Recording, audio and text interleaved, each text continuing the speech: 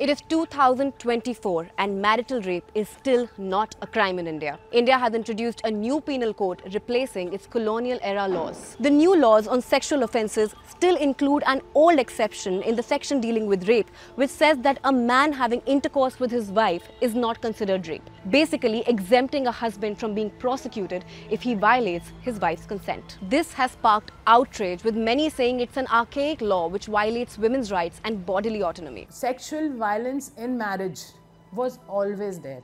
Now we are giving it a name of marital rape. Consent matters.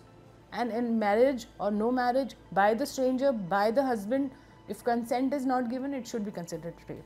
Activists, women's rights organizations and even a state government have filed multiple petitions at the Supreme Court of India to challenge this exception. The committee, which was set up to review criminal laws after the prominent Delhi gang rape case of 2012, also recommended removing this exception. But this is a divisive issue in India. In 2022, the Delhi High Court delivered a split verdict on it. Many say if implemented, this law could be misused by some to prosecute innocent men. Everything is misused, but on that pretext, we will not get the law is not the right thing. If we do a lot of discussions and deliberations around it with the experts, with the women, engaging all the stakeholders, I think we'll get to some solution, but it is needed. Nevertheless, the first petition to criminalize marital rape was filed back in 2015.